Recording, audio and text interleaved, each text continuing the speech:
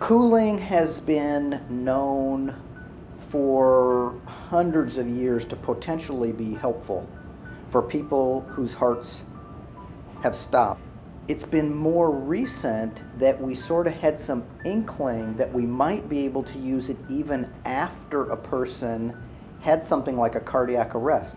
Laurence was the second patient that got therapeutic hypothermia at Presbyterian. And I met his wife, who came over, obviously very concerned. I mean, that would be putting it mildly, okay?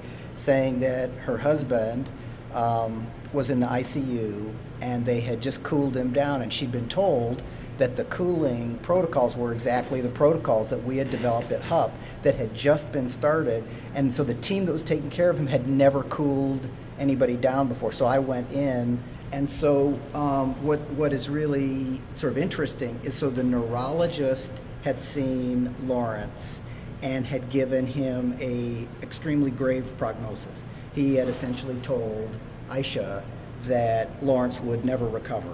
About 3 days after that, Aisha said, well, he's starting to talk. He's starting to say things. He's starting to talk. I said, well, I mean, that's really good brain function. So talking is really good brain functioning. He is not going to be a vegetable. So one of the things that we've learned is when you cool a patient down, you cannot evaluate whether they have brain injury or brain death for a much longer period of time.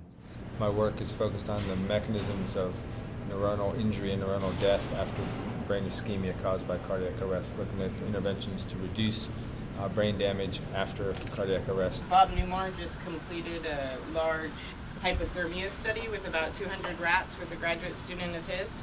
The purpose of the study was to start looking at when you induce hypothermia, for how long you should keep someone down on temperature for. And so that's actually the location where all of those surgeries were performed. Here we do the surgery on the rats. We open up and put catheters in their veins and arteries so we can monitor the pressures and monitor how the rat is doing. And then we initiate or give the rat a cardiac arrest and put it on a bypass machine. The blood runs from the rat in here, and it gets oxygenated in here, and it goes back into the rat. So that if you want hypothermia, we can cool the blood through this, and we can measure the temperature here, so we know exactly what temperature the blood that is coming back to the patient's got. So we can optimize the care that the rat or the pig or the person is getting. You know, a lot of times, even though patients' hearts are restarted, that there's mortality and morbidity associated with the fact that there's brain damage because of blood and oxygen hasn't gotten to the brain during a cardiac arrest or a heart attack. And there are certain cells that will go on to die, but they don't die for 2 or 3 days. And so there's this window for intervention. So we're looking to try to find something that's new that no one's found before. They say, okay, if you prevent this from happening, then you're going to keep all those cells alive. You're going to make sure that brain function is better in those people that are resuscitated. So right now we don't know exactly how long a person can be without oxygen and still be able to have brain function restored to normal. What I was told when I was training as a medical student, then as a resident, is it's about 4 minutes and then permanent brain injury would start to occur, and we now know that's totally not true.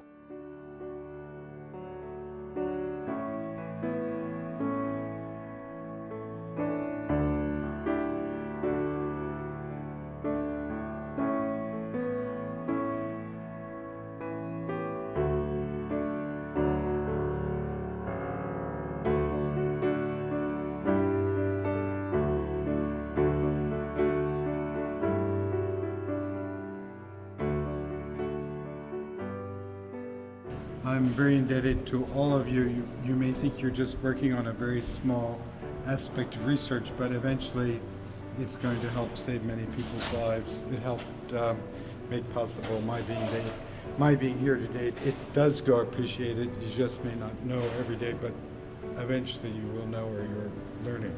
But thank you, and it's so nice to see this whole group here.